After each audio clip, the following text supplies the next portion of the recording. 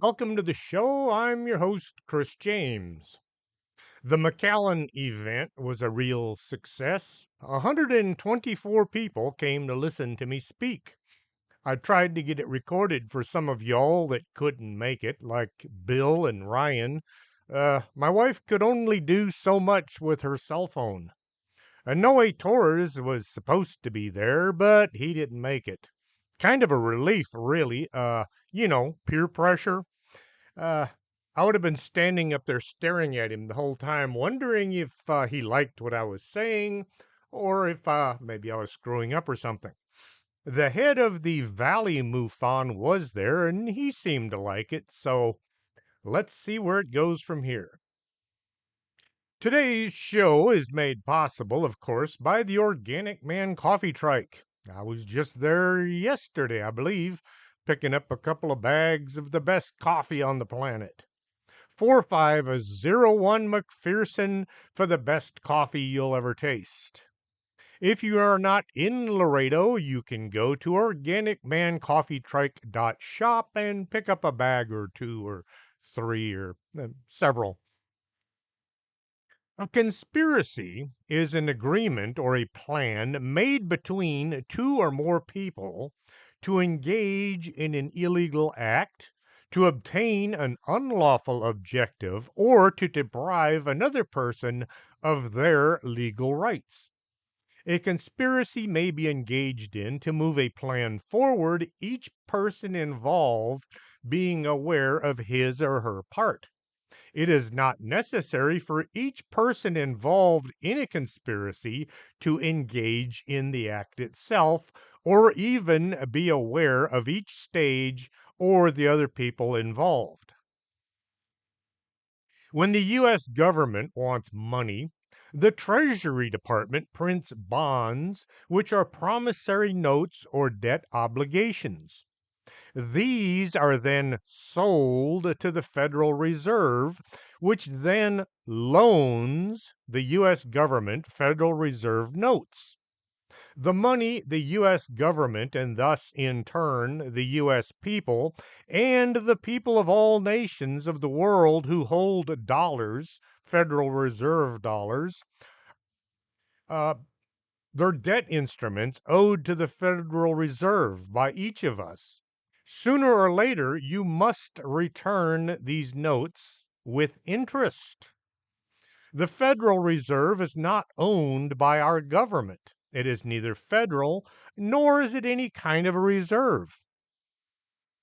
We don't own our own money. If you look at the top of any dollar, it says Federal Reserve Note. In big letters, it says United States of America, but that doesn't really mean anything. Just fancy writing. The panic of 1907 was a financial crisis set off by a series of bad banking decisions and a frenzy of withdrawal caused by public distrust of the banking system. A super wealthy man who went by his initials, I'll just call him JP for short, began telling people that the banks didn't have enough money on hand to cover all of their deposits. He suggested they would be wise to withdraw their cash and wait to see if the market improved. People began running to the banks to get their money, which caused a run on the banks. It was true, there wasn't enough money in the banks, but the problem wasn't a problem until JP told people it was a problem. My cat's trying to climb my shirt. This was the same time that Nikolai Tesla was building his Wardenclyffe Tower. Tesla had asked old J.P. Morgan for the money that he had promised, and Tesla stated that the panic was J.P.'s fault, to which J.P. just kind of muttered something, but he never did cough up the cash. Many small banks closed due to the panic, and J.P. and his cronies moved in and took over, thus eliminating a lot of the competition. The same year, Paul Warburg, a successful German board financier, wrote to the United States financial system about a plan that was being moved forward in Europe, how they were doing things as compared to how we were doing things. He said that the banking system in the United States was kind of like what was going on in Europe in the time of the Medicis and in Asia during the time of Hammurabi. What did he base all of this on? His own beliefs. He thought that was what was going on, and that's what he wrote.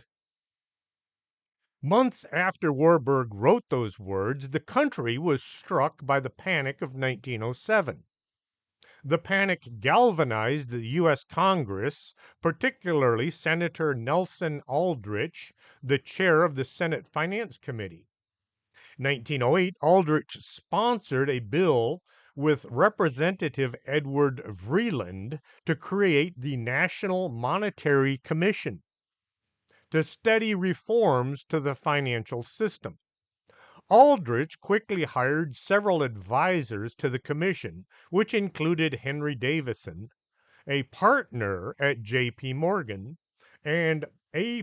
Piatt Andrews, an economic professor at the Harvard University. Over the next 2 years, they studied banking and financial systems extensively, visiting Europe to meet with bankers over there and their central banks. Well, they also used the time to visit the sites and party and do all the things that the super wealthy were able to do. By the fall of 1910, Aldrich was persuaded about the necessity of the United States having a central bank. With Congress ready to begin meeting in just a few weeks, Aldrich decided to convene a small group of folks to help him hash out all the details that would create a national banking system in the United States, a central bank. Before that time, each state just kind of printed their own banknotes. You could have banknotes from South Carolina, from California, from Texas. Each banknote looked a little different, but they were all pretty much the same value. November 1910, six men, Nelson Aldrich, A. Piatt Andrews, Henry Davison, Arthur Shelton, Frank Vanderlip, and Paul Warburg met at the Jekyll Island Club off the coast of Georgia to write a plan to reform the nation's banking system. These men all had close ties to J.P. Morgan and John Rockefeller. The meeting, its purpose was closely guarded secret, and participants did not admit that the meeting even occurred until the 1930s. Each member took the train alone and arrived at different times so that nobody would see a bunch of movers and shakers all in one place at one time. The plan written on Jekyll Island laid a foundation for what eventually would become the Federal Reserve System. At the time, the men who met at Jekyll Island believed the banking system suffered from some serious problems, one of which was they didn't control it. The Jekyll Island participants' view on this issue are well known, since before and after their secret meeting, several spoke publicly and others published extensively on the topic. Collectively, they encapsulated their concerns in the plan that they wrote on Jekyll Island and in the report to the National Monetary Commission. These men were concerned with a financial panic which had disrupted economic activity in the United States periodically during the 19th century. Nationwide panics occurred about every 15 years. These panics forced financial institutions to suspend operations, triggering long and deep recessions. During these recessions, the bankers weren't making as much money as they thought they should. American banks held large required reserves of cash, but these reserves were scattered throughout the nation. They were held in vaults of thousands of banks and as deposits in financial institutions in designated reserve and central reserve cities.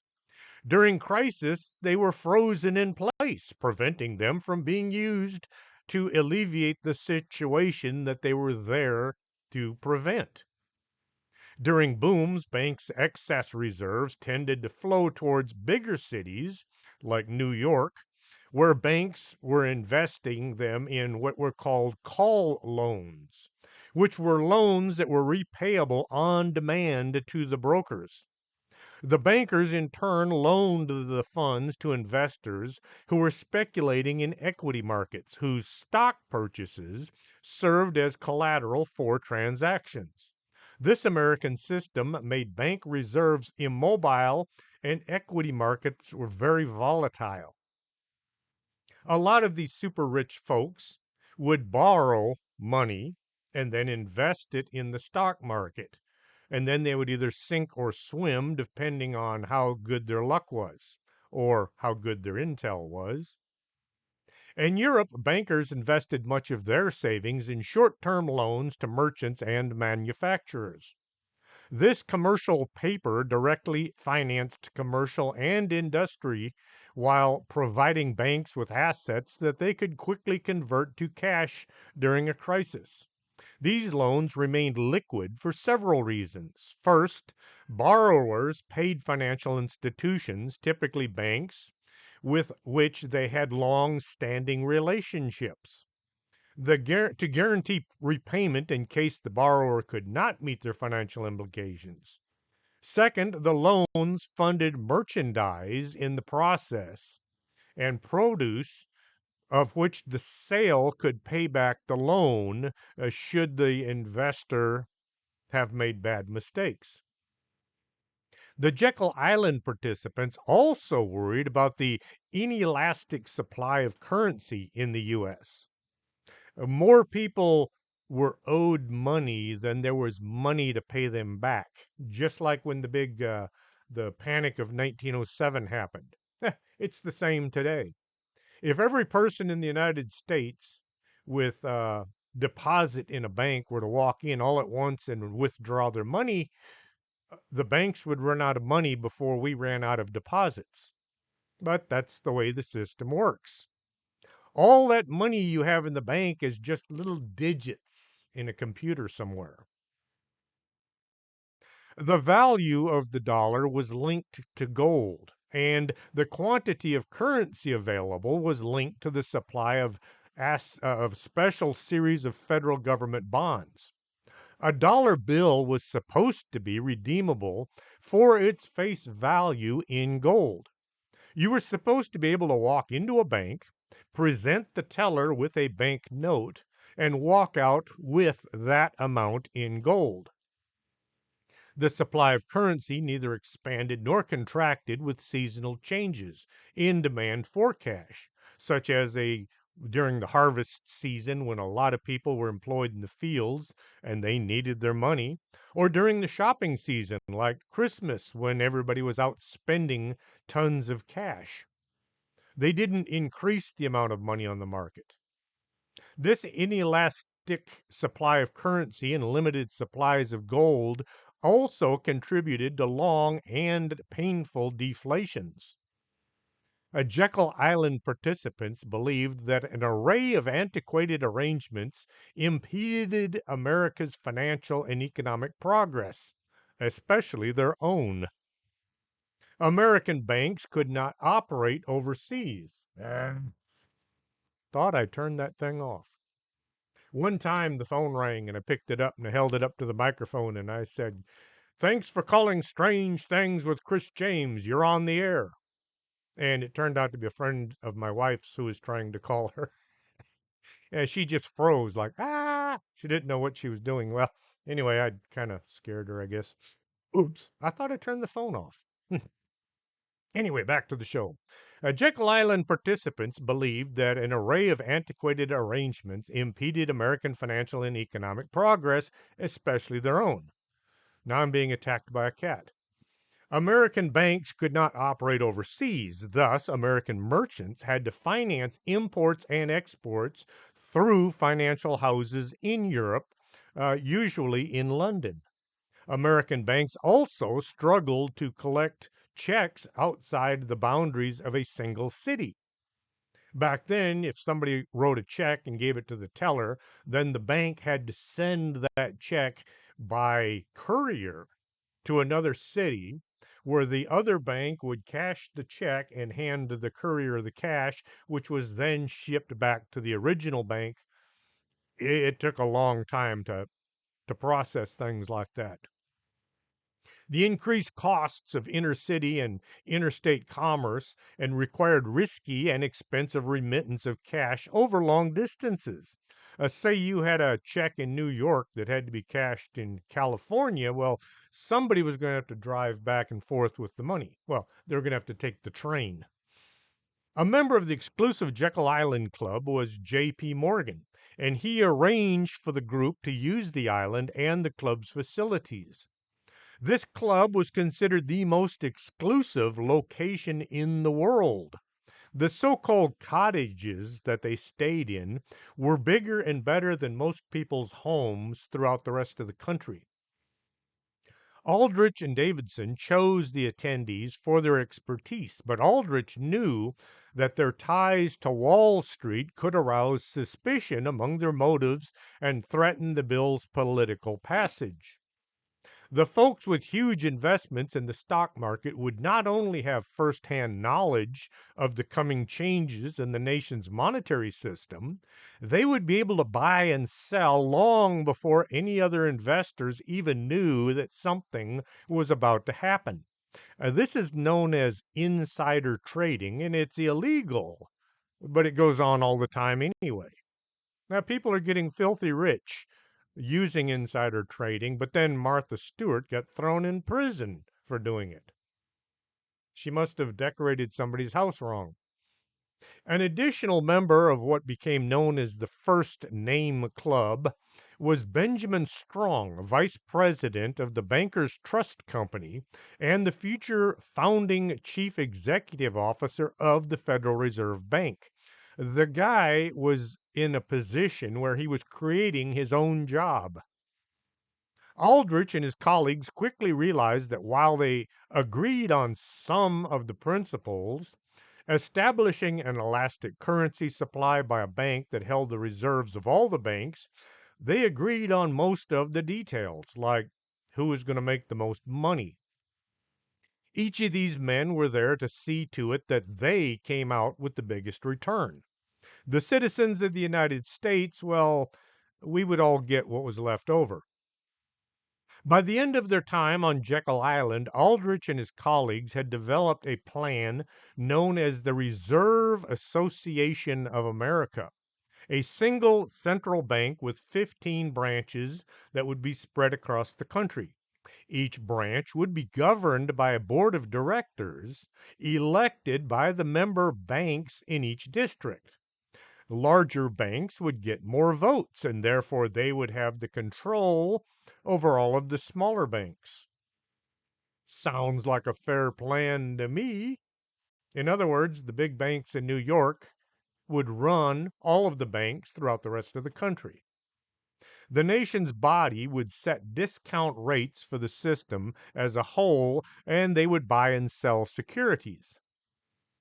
Shortly after returning home, Aldrich became ill and he was unable to write up the group's report. So Vanderlip and Strong traveled to Washington to get the plan ready for Congress. Aldrich presented it to the National Monetary Commission January 1911 without telling the commission members how the plan had been developed or who was involved in writing it up. A final report, along with legislative text, went to Congress a year later with a few minor changes. Like the naming of the institution was going to be called the National Reserve Association. Have you ever wondered why bills going before Congress are so huge that nobody can possibly read them? You know, you see this bill sitting on somebody's desk and it's like that thick. And that thing just came out yesterday. And they said they were going to print it the day before that. Who sat down and wrote that thing? What all is in it? And why is it that the people in Congress say things like, we're going to have to pass the bill to find out what's in the bill? Now, does that make any sense to anybody? I'm going to buy a car, and then I'm going to go see if it even has an engine in it. Kind of the same thing. Well, hey, that's the government. In a letter accompanying the report from Jekyll Island, the commission said it had created an institution scientific in its methods and democratic in its control. But many people objected to this version of democracy, which could have allowed the largest banks, such as the ones in New York, to pretty much control all the other banks in the country. Well, Woodrow Wilson won the presidency, and the Democrat Party took control of both the houses of the Senate. Aldrich's National Reserve Association looked like it was Kaputski. Congress went into their own committees and they rehashed the Jekyll Island plan, and they came up with the Federal Reserve. It was called the Federal Reserve, even though it was a private bank, because the people that wrote the thing up knew the people of the United States would object if they had said, oh, this is the private bank of America. So they called it the Federal Reserve. Newspeak, like in 1984. What is bizarre beyond belief is the Fed is owned by a bunch of international bankers. Our money is owned by these people. Many folks say that the Rothschilds' name is all over the Fed, which apparently it is. No one in our government knows what the Fed is doing with the money that they get from loaning us our money. We pay interest on using our own cash. The Federal Reserve does not print money, the U.S. government does through the Bureau of Engraving and Printing, but the Federal Reserve decides how much money is to be circulated in the public. Look at it this way. A company wants to build a store. They buy the materials, they hire workers, they buy merchandise, and then they hire people to sell the products. Someone who has had nothing to do with building, hiring, or selling gets to say what is sold, and they get a part of the profit afterwards. That's how the Fed works. Supposedly, the Federal Reserve is there to prevent recessions and depressions. The Great Depression started in 1939, 26 years after the Fed was put in place to prevent this kind of thing. There have been 22 recessions since the Fed was created to prevent recessions. The Federal Reserve is owned by the Rothschild Bank of London, Warburg Bank of Hamburg, Rothschild's Bank of Berlin, Lehman Brothers of New York, Lazard Brothers of Paris, Kuhn Loeb Bank of New York, Israel Moss Sef Bank of Italy, Goldman Sachs of New York, Warburg Bank of Amsterdam, and Chase Manhattan Bank of New York. All of these are privately owned banks, and they own the Federal Reserve. On several occasions, people have tried to get rid of the Fed. One person who tried was President Kennedy. June 4th, 1963, Kennedy signed an order that returned the federal government, specifically the Treasury Department, the constitutional power to create and issue money without going through the privately owned Federal Reserve Bank. President Kennedy's executive order 11110 gave the Treasury Department the explicit authority to issue silver certificates against any silver bullion, silver, or standard silver dollars in the Treasury. United States notes were never circulated, but they were being printed by the Treasury Department when Kennedy visited Dallas in November. As soon as Johnson was in the Oval Office, he stopped the printing of the United States notes, and he handed the power back to the Fed. In 2008, European banks discovered that they had mismanaged their money and they were about to collapse. The Fed stepped in and bailed them out by handing over billions of US dollars. When Congress called the Fed in to testify as to how much money was handed over and where it went, the Fed said, none of your business. The Fed does what the Fed wants to do because they're not owned by the government. Hey, patent medicine. Ever wonder what it really is? Up until the early 1900s, medicine was made from natural products. Well, except for some really weird things like mercury and radium. Anyone with a working knowledge in pharmaceuticals could make any medicine. All you had to do was get the correct amount of the ingredients and mix them together, and you had whatever the medication was. Any pharmaceutical company could make any drug out there. Most drugs were relatively cheap because the ingredients were just picked out of a field somewhere. The most important part was doctors would work to cure what was making you sick. You would get a prescription for some ailment. Once the problem was history, well, you'd stop taking the drugs. In the first part of the 20th century, Rockefeller and Carnegie were up to their ears in eugenics. Not only were they looking into survival of the fittest, they wanted to decide who was the fittest and what should become of those lesser beings. Untermensch comes to mind. Anyone considered to be Untermensch was a person considered racially or socially inferior. Note, not just physically or mentally inferior, but socially as well. If you were born to a poor family, you were Intermensch. The Nazis got their ideas for the master race from our eugenics programs.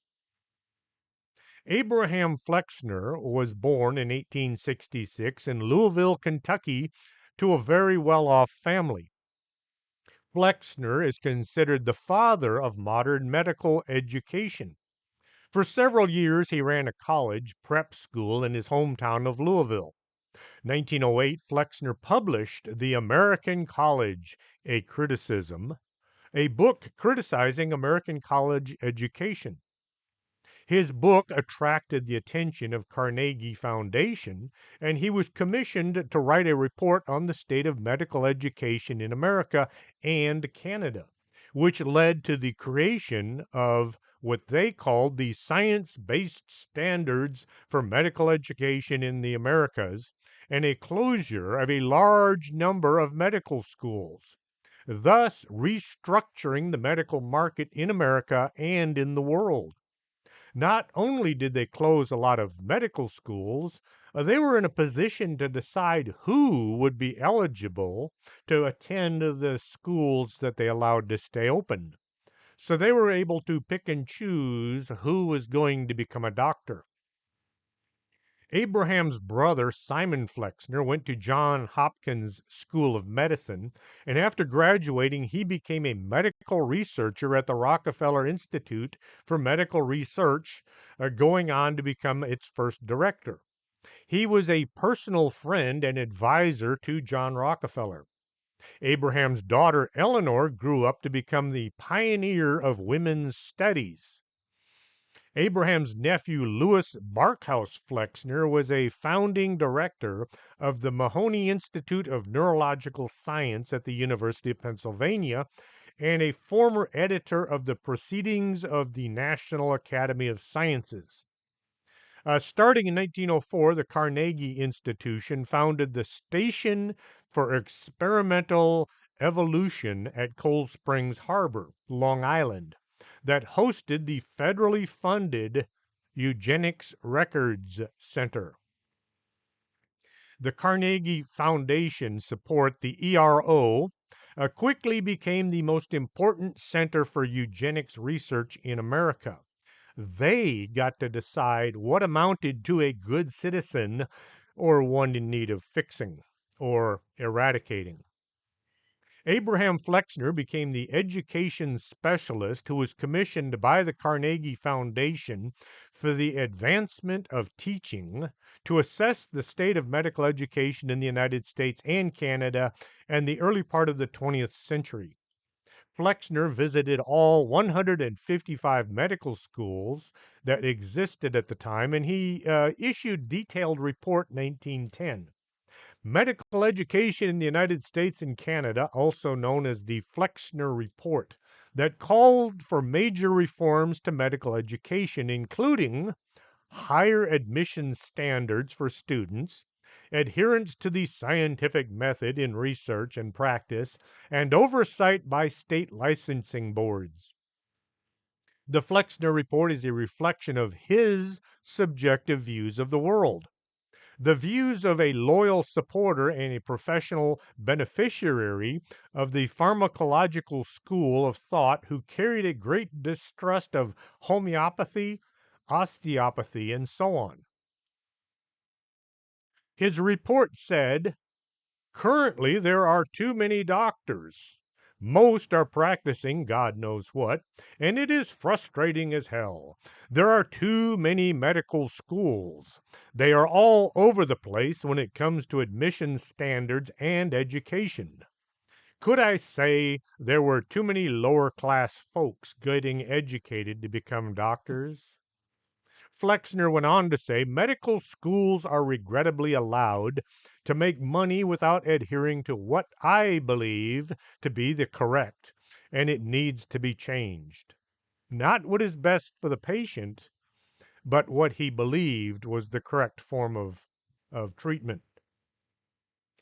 Good medical education should be centered around labs, pharmacology, and modern methods, as opposed to various quackery such as homeopathy, osteopathy, electrotherapy, etc.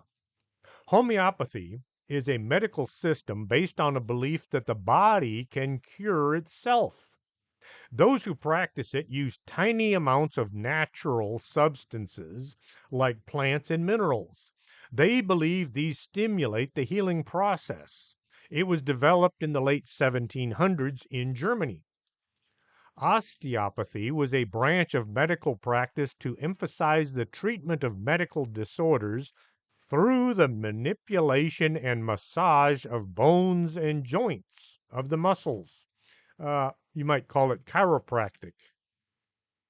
When I threw my back out fighting a fire, the quack doctor put me on some potent drugs and sent me home. That was it. I spent 7 months unable to work. A friend of mine, a rugby player from England, was studying to become a chiropractor. He said he wasn't going to do anything. He just wanted to use me as a steady aid. I was to lay on the floor and he'd practice his examination skills. He had me lay on my right side. Then he had me lay on my left side. Then he had me lay on my right side again. Then the left. And then suddenly he pushed down hard on my left leg while holding my shoulder in place. My back let out a loud crack. I was a bit upset. No, I was a whole lot upset until it dawned on me that my back didn't hurt as bad as it had. I wound up getting several treatments over the next month, and I was back to work. Flexner proposed a total restructuring of American medical education, and he specifically mentioned that the eradication of dissidents is a positive thing. He framed the need to restructure and standardize medical education as a public need, with the Carnegie and Rockefeller interests being the guardians of these needs. The idea being anyone who could amass huge fortunes must know what is best for the nation, or at least themselves and the government. As a result of the report that perfectly served the financial institutions of Rockefeller and Carnegie, new requirements were introduced and a large number of medical schools were closed. The reform especially impacted the schools graduating predominantly African Americans and schools teaching what was known as alternative medicine. Flexner clearly doubted the scientific validity of all forms of medicine other than that based on scientific research, which was controlled by pharmaceutical companies, which were founded by Rockefeller and Carnegie. Any approach to medicine that did not advocate the use of treatments such as vaccines or drugs to prevent and cure illnesses was deemed to be quackery and charlatanism. Medical schools that offered training in various disciplines, including electromagnetic field therapy, phototherapy, electric medicine, and physiomedicalism. I have no idea what that is. Uh, naturopathy, homeopathy were told either to drop these courses from their curriculums or they would lose their accreditation. A few schools did resist for a time, but eventually most complied with the report or they shut their doors. Can you imagine? We have too many doctors in the country. We have too many medical schools. Gee. In the spirit of eliminating competition, the fields of holistic medicine that were previously regarded as normal became artificially discredited, which cleared the markets for the Rockefeller interests through the promotion of oil derived medications and Rockefeller education shaped doctors who felt that they were smarter than the so called quacks because, well, their professors told them they were. Congress got involved as well, telling people that only doctors coming out of select schools knew anything about taking care of illnesses. Around this time, the phrase cure a patient and lose a customer became the new battle cry of some medical professionals. If a doctor cures his patient, the patient goes away. If, on the other hand, the symptoms are being masked, the patient is still sick, but they feel better. The doctor has an ongoing income up until the point that the patient dies from the illness that was never fixed. This is not all doctors, this is just a select few, but keep in mind they were out there. All those drugs derived from plants and minerals have mostly been moved to the backs of the shelves. A lot of pills are made from leftovers from the production of oil. Companies spend thousands of dollars coming up with new drug mixtures so they can make billions selling them. They also grease the wheels in Congress to keep the markets to themselves. You ever wonder why you can't buy prescription drugs from Canada and Mexico? Ask Congress. They're the ones that said so. Researchers discovered that aspirin was an effective, if not more so, than a whole lot of these new patent drugs being marketed for pain relief. You've got all these new drugs that they come out. If you've got backache, try zexamorphine or some such name, when common aspirin works just as well. It is one of the oldest pain relievers on the market today, no longer under anyone's patent. That is why a lot of doctors won't tell a patient to go home and take two aspirins and etc. They are now discovering a whole host of side effects that are beneficial from using aspirin. You know how every drug commercial has that long list of deadly side effects to look out for? Well, not aspirin. They do have some side effects. Common side effects include gastric acid hypersecretory conditions, gastrointestinal irritation, nausea, vomiting, heartburn. I don't see here anywhere that it says that you might develop a tail or suddenly have an urge to go kill people. Intelligent citizens are difficult to govern. The more intelligent you are, the more likely you will know the issues and be aware when you are being fed a bunch of malarkey. During when I was in the army, we had a guy named Malarkey. That was his last name. Boy, did he get a bunch of grief over that. And he was from New York City. So he kind of, well, He acted like a bunch of malarkey. Oh, that guy was something. Anyway, wonder where he is today. If he's listening to the show, remember me from basic training. I was your squad leader. I was the guy that used to short sheet your bed every night. Anyway, intelligent citizens are harder to govern. During the run up to World War II, the Nazis rounded up a lot of intellectuals, saying that they were a danger to the country.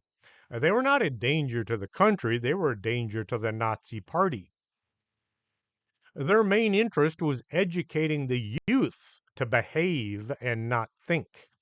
The elites don't send their kids to public schools because they want them to get an education, not learn how to follow the rules. How did education in America transform from a system that imported knowledge to one that uses behavior modification techniques to influence the attitudes and beliefs of those passing through it, creating a nation that worked instead of thinks? The aim of public education is not to spread enlightenment, it is to simply reduce as many individuals as possible to a safe level, to breed a standard citizenry, to suppress dissent and originality. They tell you to think outside of the box, but the second you do, they jump all over you and say, "Stop doing that." What do they say when you ask a dumb question in school? "Stop being smart." Well, isn't that why you're in school? Oh, yes, I was one of those students. My teachers did not like me.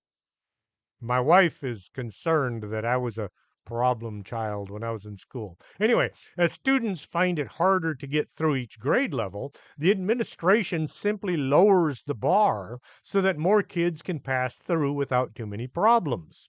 The more you lower the bar, the more problems you will encounter. Albert Einstein said, "Never confuse education with intelligence."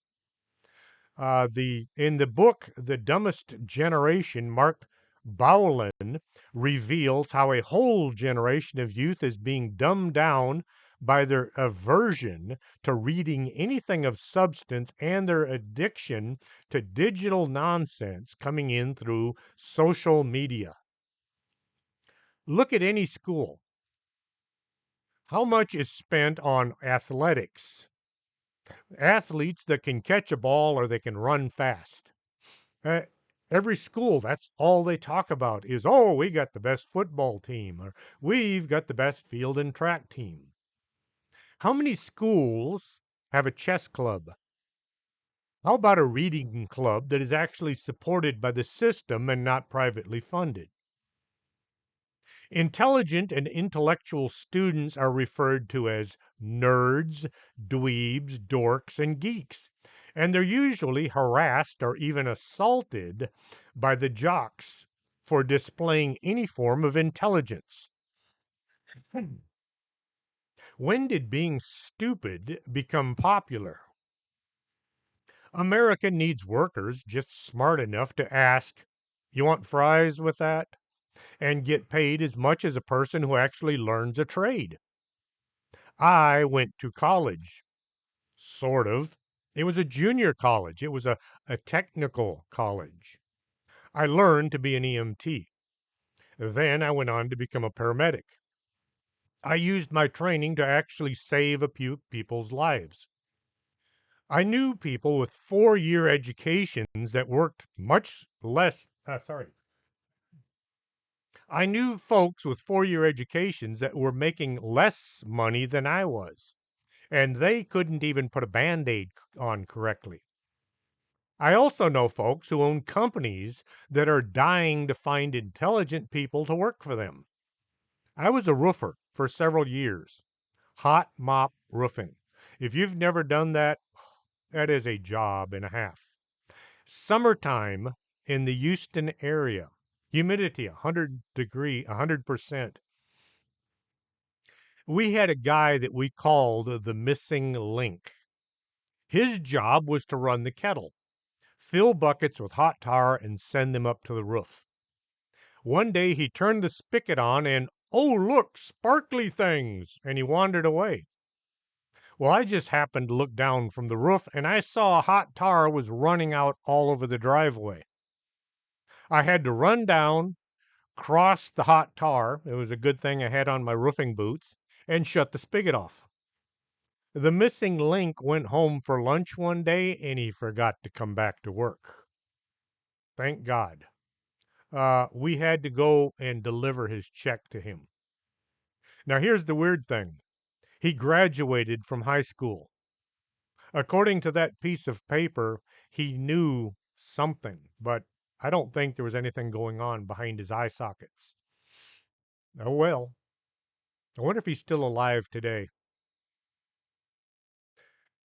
The whole problem with our education system began back when, well, who else? Rockefeller and Carnegie began enticing American farmers to work in their factories in the 1900s.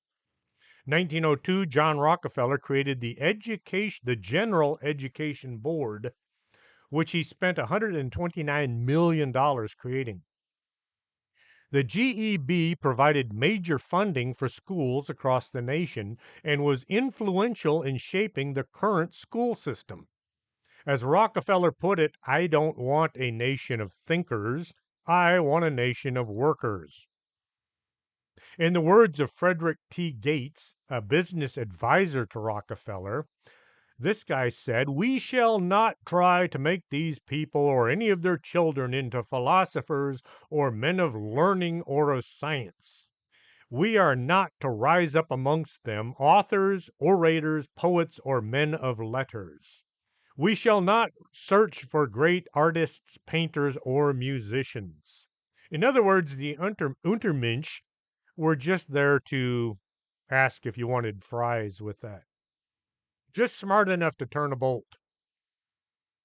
The US placed 11th out of 79 countries in science when it was tested in 2018.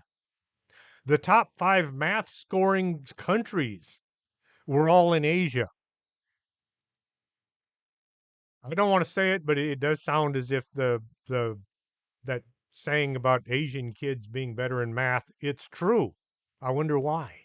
Is it because the way they look, or could it have something to do with the way they are educated? The low scores in the United States amongst students means that they will not be able to get the high paying computer and engineering jobs, which often wind up going to foreign workers.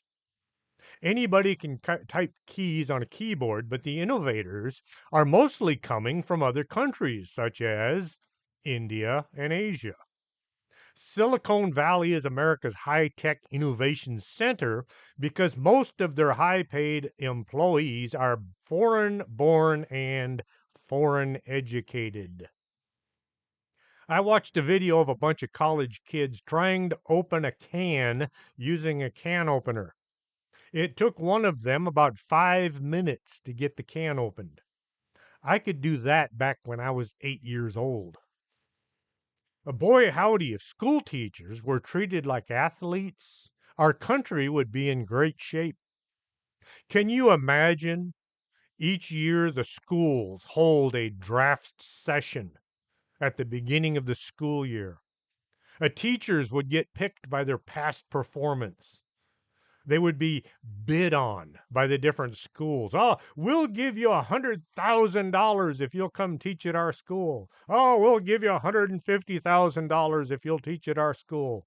You'd have people sitting at home watching TV, jumping up in the air and cheering whenever their high school got a hold of a really good teacher. When a high percentage Oh, I love this one. When a high percentage of students graduate, the teachers would receive a parade through downtown of your city. Trading cards with teachers' photographs on them being swapped back and forth by kids. Oh, look, I got Lulu James. She's the best school teacher in the world. Hey, my wife was the teacher of the year at 6 different schools. Yes, trading cards with school teachers on them. Meanwhile, the folks that can throw a ball and run fast can watch it on TV while working at the local Whataburger loading the fry machines. I've seen too many NPCs running around lately. The only reason I know what an NPC is because I watched Jumanji Welcome to the Jungle. Non player characters. Welcome to Jumanji. You know, that guy. Streets and cities should be named after school teachers who did a good job, not politicians who mostly look out for themselves. I sometimes think that I might be an NPC. Way back when Edison, no, he didn't. Way back when Joseph Swan invented the light bulb, Edison only beat him to the patent office. Anyway, the light bulb would last about 2,500 hours. Some old style light bulbs are still in use today after having been on nearly a million hours. The trouble with making things that last a long time is they never need replacing. You can only sell light bulbs if people need to buy them to replace the ones that they already bought. The Phobos cartel was an oligopoly that controlled the manufacture and sale of incandescent light bulbs. The cartel appropriated market territories and lowered the useful life of any and all light bulbs. Corporations based in Europe and the United States, including Osram, General Electric, Associated Electric Industries, and Philips, founded the cartel in January 15, 1925, in Geneva. The corporation named itself Phobos PLC Industrial Company for the Development of Lighting, and it was based in Switzerland. Although the group had intended the cartel would last for 30 years from 1925 to 1955, Phobos ceased operation in 1939 owing to the outbreak of World War II. Even after the cartel was Kaputsky, light bulbs continued to be sold with a 1,000-hour life expectancy, which was standardized because of the Phobos cartel. Osram, Philips, Tungsram, Associated Electric Industries, ELIN, Company des Lampes, International General Electric, and the GE Overseas Group created and joined the Phobos cartel, holding shares in the Swiss corporation proportional to their lamp sales. Osram founded the precursor organization in 1921. When Philips and other manufacturers entered the American market, General Electric reacted by setting up the International General Electric Company in Paris. Both organizations cooperated the trading of patents and market penetration.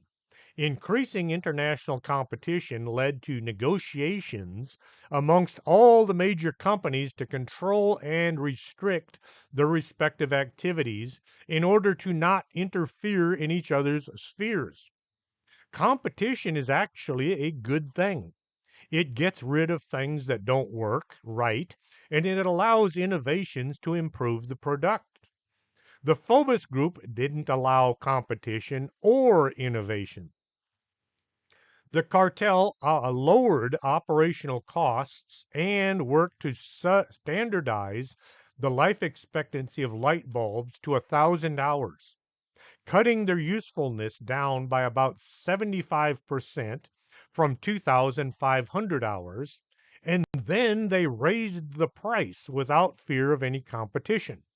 So they're making light bulbs that didn't last as long. They were making them cheaper than ever before, and they were selling them for a lot more money. I don't see anything wrong there, do you? The cartel tested light bulbs that were made by other members of the group. If they discovered that they lasted more than 1,000 hours, they got fined by the cartel. This was all done for our own good. Higher costs, shorter usability. Well, that's good for us, right? The huge profits, well, that was just an unexpected windfall.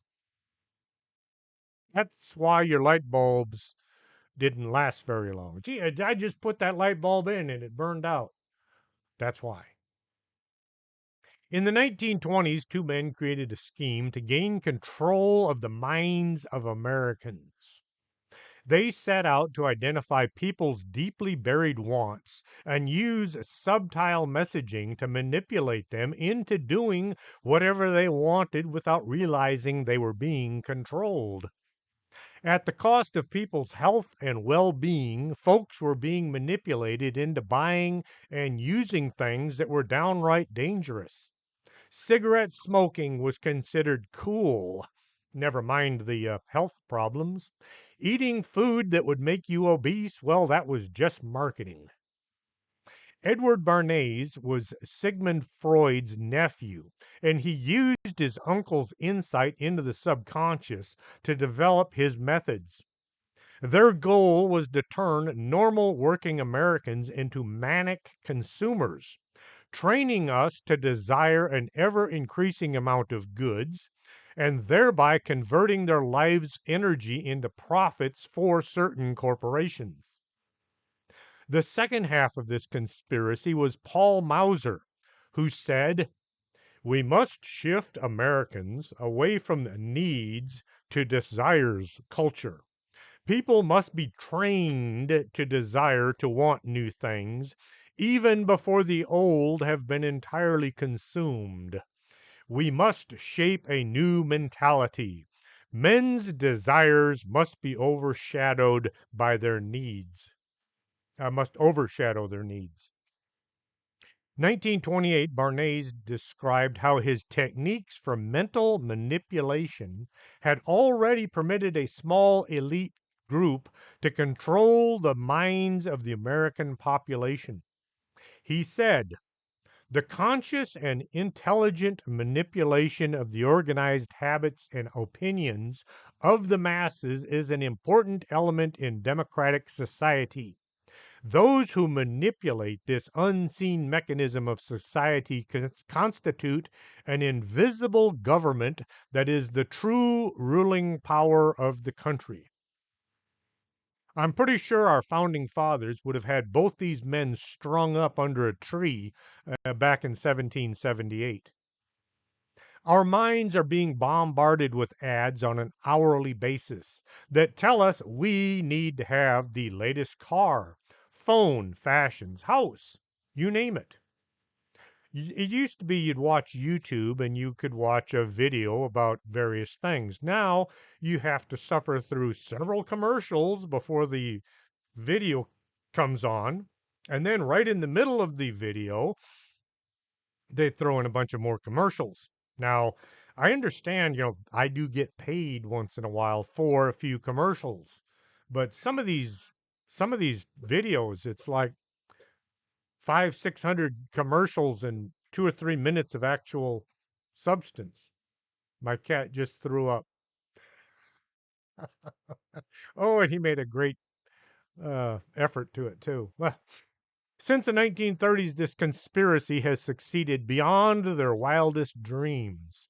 Corporations have perfected the technique of mind control by tweaking core human instincts that originally involved our ancestors hunting and gathering food.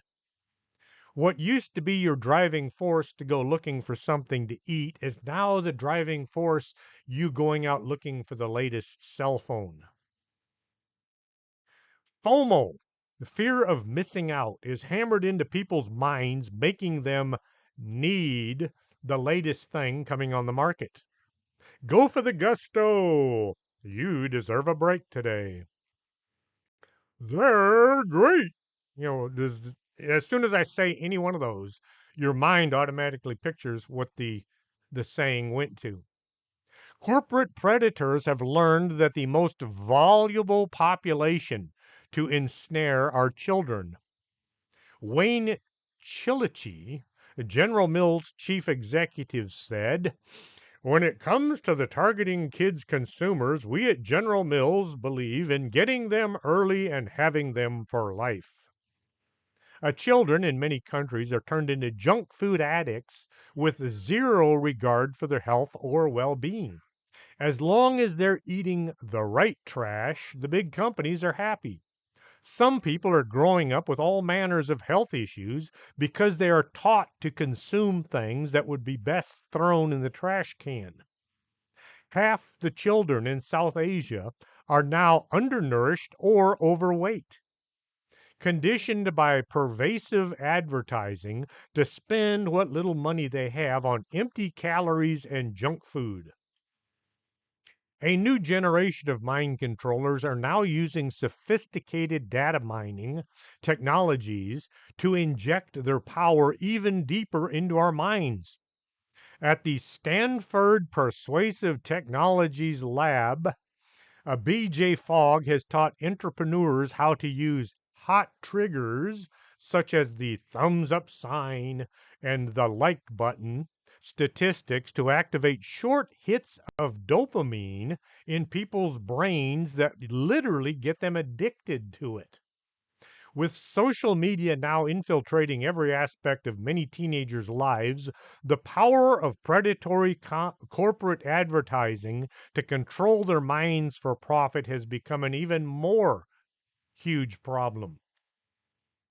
2017, a leaked document revealed that Facebook boasted to advertisers how they can identify in real time when teenagers are feeling insecure and worthless, and they would be susceptible to a confidence booster. How can you fight off this onslaught of advertising? Well, to begin with, stop letting your kids live on the screens of their cell phones. I've seen little kids staring at the screen of their parents', if not their own, cell phone for hours with no idea where they are or what is going on around them. You go to a museum or an event somewhere, and here's this kid, and all he's doing is staring at his cell phone. He's not looking around at the museum, he's not looking around at the things going on around him. He's being brainwashed. When folks talk about the shadow government, are they talking about these advertisers who are obviously controlling the way people think? Possibly. Do these stories really constitute a conspiracy? Well, yes. A group got together to come up with a way to make themselves rich at the cost of those that they were defrauding or manipulating. Car companies tell you you need a new car even if the old one is only 2 years old. Food companies sing the praises of their food while knowing that hamburgers and fries might lead to health problems. Now, me and my wife, we eat at Whataburger all the time. We love Chick fil A, but we also balance our meals with nutritious food at home. We go to the grocery store, it takes forever to get from one end of the building to the other because I read the contents of every single package. If it says high fructose corn syrup, fluoride, aspartame, or hydrogenated monkey pus, it does not go home with us. We ignore commercials on TV. As soon as the commercial comes on, I will either watch a video on YouTube, not the commercials, or I'll read a book. I've gotten real good at reading a couple of pages in 2 minutes while the commercials are on. The most important thing you can do is read. We have tons of books on all manners of subjects. We educate ourselves about things that a lot of people don't even know are going on. Well, as you can see behind me, books. Hope you enjoyed tonight's show. If you did, great. Tell your friends, tell your neighbors, heck, tell people you don't even like that they should be listening to me. I don't know why. Am I all that smart? Tell your friends, tell your relatives, tell people you don't even like that they should be getting a better education and not indoctrination. How about that? If you have a story you'd like to see in my next book, you can send it to me at strangethings@arcanasa.com. If you'd like to read one of my books, you can find them at the Organic Man Coffee Trike on McPherson or Amazon.com. If you want to complain about the show, if you want to say it wasn't good on YouTube, push the thumbs down button twice. That makes it twice as good. If you like it, just push it once up. That's all I ask. Anyway, till next Saturday, this is Chris James for Strange Things, and I hope you all have a good day.